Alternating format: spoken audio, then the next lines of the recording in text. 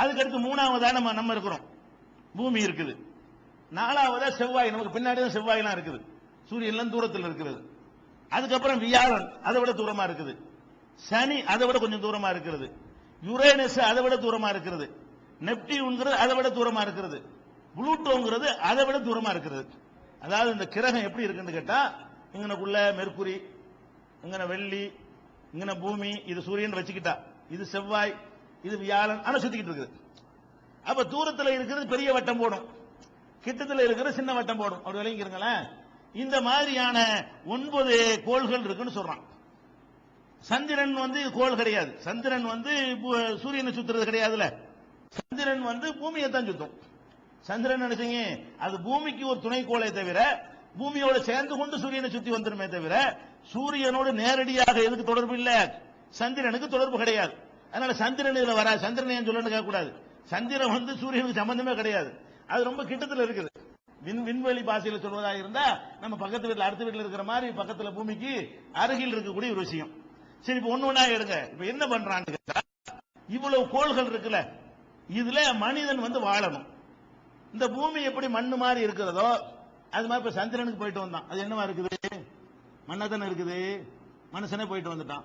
செவ்வாய்க்கு கருவிகள்லாம் அனுப்பி படம் எடுத்து காட்டுறான், அது என்னவா தெரியுது உங்களுக்கு, மலைகள் மண்ணு தான் இருக்குது. அங்க என்ன இருக்குது, அங்க உள்ள மெட்டீரியல் எடுத்துட்டு வர்றான், அந்த தனிமங்கள் தான் இருக்கிறது அங்க இருக்குது. சூரியன்லாம் நெருப்பு இருக்கே தவிர இதுல எல்லாம் இப்படித்தான் இருக்கிறது. அப்ப இவ்வளவு பெரிய பிரம்மாண்டமான ஒரு பிரபஞ்சத்துல இவ்வளவு 9 கோள்கள் இருக்கும் பொழுது மனுஷன் வாழ்வது எங்கதான், இங்க மட்டும் தான் வாழ்றோம். இவ்வளவு ஏன்படுதான் நமக்கு தெரியல. இதை விட 11 மடங்கு பெருசா இருக்கு வியாழன். 11 மடங்கு பெருசா இருந்தா ஒரு 11 மடங்கு மக்கள் அங்க இருக்கணும்ல. 11 மடங்கு மக்கள் அங்க இருக்கிறாங்களா, வேற ஏதாவது ஜீவன் இருக்குதான்னு கேட்டா அதுல கிடையாது. இதை விட கிட்டையும் தூரத்திலையும் சின்னதும் பெருசும் பல தன்மைகளை கொண்ட கோள்கள் எல்லாம் இருக்கிறது. இதுல எல்லாம் அத மனிதன் போய் அதுல இயற்கையா வாழ இயலுமா? சில சாதனங்களை எடுத்துக்கிட்டு போய் ஒரு ஆராய்ச்சிக்காக போய் 2 நாள் 3 நாள் 10 நாளைக்கு அவன் ஆக்சிஜன் எல்லாம் இங்க கொண்டு போய் வாழ்வது, அது வாழ்வதுன்னு கிடையாது. பூமிக்குள்ள மூச்சு அடக்கிக்கிட்டு 10 நிமிஷம் ஒருத்தன் இருந்தா பூமி கடலுக்குள்ள வாழ்றான்டா சொல்லுவோம். கடலுக்குள்ள ஒருத்தன் தம் அடக்கிட்டு என்ன செய்யறான், 15 நிமிஷம் இருக்கிறான், 15 நிமிஷம் கடல்ல வாழ்ந்தாருன்னு சொல்லுவீங்க. வாழ்றதுல இயற்கையா வாழணும். அது மாதிரி வாழ இயலுமா? வாழ இயலாது. எப்படி கடலுக்குள்ள தம் அடக்கிட்டு இருக்கிற மாதிரி இவன் ஆக்சிஜனை கொண்டு முதல்ல டின்னு கட்டிக்கிட்டு போய் என்ன செய்வான், சந்திரன்ல 1 நாள் 2 நாள் 3 நாள் இருந்துட்டு வந்திருப்பான். இதுக்கு பேர் வாழ்றது கிடையாது. எவ்வளவு பேருக்கு டின்னு கட்டி அனுப்ப முடியும், சாத்தியப்படுமா? இதெல்லாம் அதுக்குரிய சாதனங்களை வைத்துக் கொண்டு இருப்பது அல்ல. மனிதன் வாழ முடியுமா அப்படின்னு பாத்தீங்கன்னா ஒண்ணு ஆய்வு செய்யறான், விஞ்ஞானிகள் ஆய்வு செய்யறான். ஆய்வு செஞ்சு என்ன குர்ஆன் என்ன சொல்ல போவாங்க, இப்ப சொல்வது எல்லாம் விஞ்ஞானிகள் என்ன சொல்றான்னு கேட்டா, சூரியனுக்கு பக்கத்துல எது இருக்குது, மெர்க்குரி இருக்கிறது. மொத கிரகம் எது, மெர்க்குரி இருக்கிறது. பக்கத்துல நீங்க நினைச்சுக்க கூடாது, ஏதோ 2-3 லட்சம் மைல் நினைச்சுக்க கூடாது. அந்த பக்கங்கள் எவ்வளவு கேட்டா 5,80,00,000 கிலோமீட்டர், அதான் பக்கம். சூரியனுக்கு பக்கத்துல அந்த பக்கம் எவ்வளவு, 5,80,00,000 கோடின்னு வைங்களேன். 5,80,00,000 எவ்வளவு, 6 கோடி. 20 லட்சம் சின்ன தொகை தானே, அது சின்ன மைனஸை விட்டுறலாம். அப்ப சுமார் 6 கோடி சூரியன் இதுன்னு சொன்னா இங்க இருந்து 6 கோடி கிலோமீட்டர் வச்சுக்கிறங்க. இதுல காட்டினா அவ்வளவுதான் காட்ட முடியும். 6 கோடி கொண்டு காட்ட எப்படி காட்டுறது, 6 கோடிக்கு அரைஞ்சு தான் காட்டல. அப்ப 6 கோடி இதான் 6 கோடி. 6 கோடி கிலோமீட்டர் பிரயாணம் பண்ணா தான் எங்க போக முடியும், மெர்க்குரியில இருந்து சூரியனுக்கு போக முடியும். அப்ப மெர்க்குரி எங்க இருக்குன்னு கேட்டா சூரியன்ல இருந்து 5,85,80,00,000 கிலோமீட்டர் தொலைவில் இருக்கிறது, இருந்து சுத்திக்கிட்டு இருக்குது. அவ்வளவு தூரத்தில் சுத்துது. இதுல ஒரு சுத்துறதுக்கு நம்ம பூமி கணக்குப்படி 88 நாள்ல சுத்திடுது. நம்ம 365 நாள்ல சுத்துறோம்ல, டிஸ்டன்ஸ் பெருசா வருதுனால அது கிட்டத்தில் இருக்கும் டிஸ்டன்ஸ் கம்மி தானே. அது எவ்வளவு, அதுக்கு அங்க இருந்த வருஷம் எவ்வளவு, 88 நாள் ஒரு வருஷம். ஒரு ரவுண்ட் அடிக்க அதுக்கு தேவை எவ்வளவு, வெறும் 88 நாள்ல என்ன செஞ்சேன், ஒரு வருஷத்துல நம்ம வருஷத்துல எடுத்தா ஒரு 5 தடவை 4 தடவை போயிருமா, ஆமா 4 தடவை ரவுண்ட் அடிச்சிடும். நம்ம 3 மாசத்துக்குள்ள அதுக்கு ஒரு வருஷம் ஆயிரும். அவ்வளவு வேகத்துல என்ன செய்யுது, சுத்துகிறது. அதுல போய் அதுல என்ன இருக்குதுன்னு ஆய்வு செய்யறான். ஆய்வுன்னா போய் பண்றது இல்ல, ஒரு கணிப்புல சில கணக்குகளை வைத்து செய்யறான். அதுல பகல் நேரத்துல வெப்பம் இருக்குல்ல, அதுக்கு பகல் இருக்கும்ல.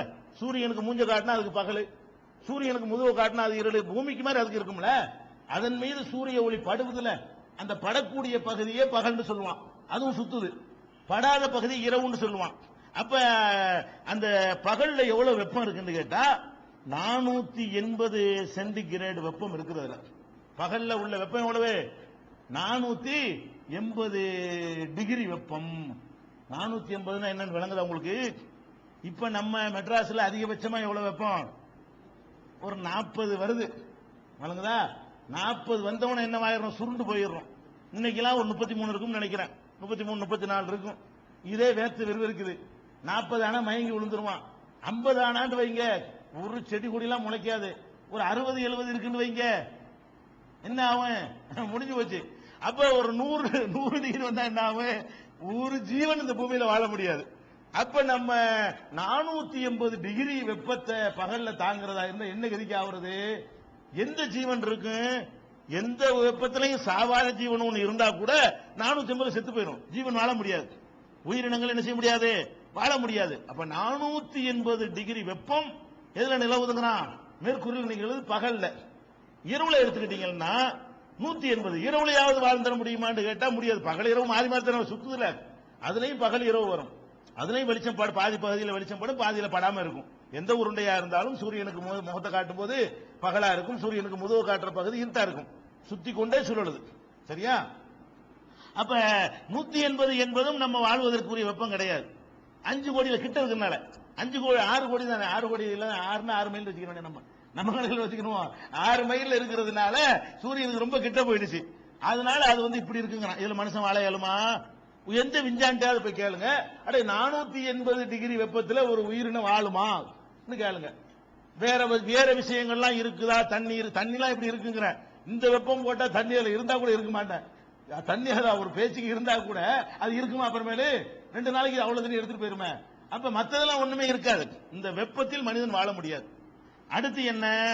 அடுத்து வெள்ளி அடுத்து இருக்கிறது. அடுத்து இருக்கிற என்ன? மெர்குரிக்கு அடுத்து இருக்கிறது வெள்ளிங்கிற ஒரு கோள்.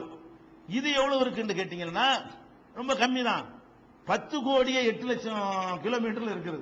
அது 5-6 கோடியில இருந்துச்சுன்னா வெள்ளி எவ்வளவு இருக்குது? 10 கோடி கிலோமீட்டர். 2 லட்சத்தை விட்டுருங்க, 2 லட்சங்கிற சின்ன தொகை தான் அது 10 கோடி ஒப்பிடும் பொழுது. அப்ப ஒரு 10 கோடி கிலோமீட்டர் அவ்வளவு தூரத்துக்கு தள்ளி ரெண்டாவது இங்க மெர்குரினா இங்க வெள்ளி இருக்கிறது. இது என்ன பண்ணுது என்று கேட்டீங்கன்னா 227 நாள்ல சுத்துது. சுத்தி முடிக்க எவ்வளவு நாள் எடுத்துக்கிறது? சூரியனை சுத்துறதுக்கு 224 டாபிக் இல்ல. அதுல வந்து பகல்லையும் இரவுலையும் ஒரே மாதிரி வெப்பம். அந்த வெயில் பட்டாலும் அதே வெப்பம் தான், வெயில் படாட்டாலும் 1 டிகிரி தான் வித்தியாசம் வரும். 459 பகல்ல, 458 இரவுல.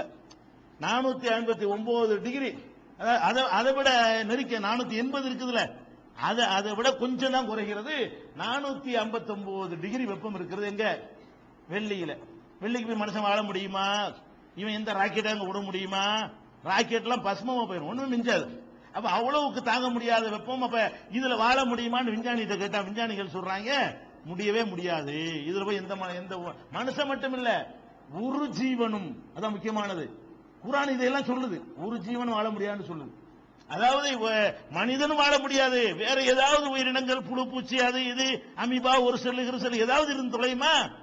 எந்த ஜீவனும் இருக்க முடியாது இந்த வெப்பத்தில் சொல்லி விஞ்ஞானிகள் சொல்றான். அடுத்து நம்ம இருக்கிறது பூமி. நம்ம அங்க 15 கோடி சும்மா கம்மியான தூரம் தான். சூரியன்ல இருந்து எவ்வளவு? அது 6 கோடி, இது 10 கோடி. நம்ம இருக்கிறது 15 கோடி கிலோமீட்டர் தூரத்தில் இருக்கிறோம் சூரியன்ல இருந்து. இதுல வந்து என்ன இருக்குன்னு கேட்டா ஆக்சிஜன், நம்ம வாழ்வதற்கு தேவையான காற்று இருக்குல்ல, காத்து இங்க தான் இருக்குது. அந்த காத்துல 21% ஆக்சிஜன் இருக்கிறது, நைட்ரஜன் ஒரு 78% இருக்கிறது. இதெல்லாம் இருந்தா தான் நம்ம என்ன செய்ய முடியும்?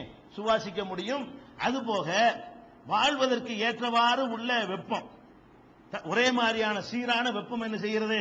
ஒரு 50க்கு தாண்டாம, ஒரு 55 60 தாண்டாத வகையில ஒரு சிரமத்தோடு சமாளித்துக் கொண்டு வாழ்ற வகையில வெப்பமும் குளிரும் அந்த மாதிரி இருக்கிறத பாக்குறோம். அதை விட முக்கியமானது என்னன்னு கேட்டா பூமியில வந்து இது வந்து மற்ற எல்லா கோள்கள்ல இருந்து இதனுடைய சுழற்சி ஒரு டிஃபரெண்டா சுத்துது. எப்படி டிஃபரெண்டா சுத்துது? தன்னைத்தானே சுத்தும்ல, தன்னைத்தானே சுத்துறதுக்கும் சூரியனை சுத்துறதுக்கும் ஒரே டைரக்ஷன்ல சுத்தாது. ஒரு 23 டிகிரி சாஞ்சு சுத்தும். அதாவது தன்னைத்தானே சுத்துறதுக்கு வந்து இப்படி சுத்துனுச்சுன்னா சூரியனை நோக்கி இப்படி சுத்து, அப்படி தூக்கிக்கணும், இப்படி தூக்கிக்கிட்டே சூரியனை நோக்கி வரும். அதாவது அந்த அச்சுக்கு நேரம் சுத்தாது.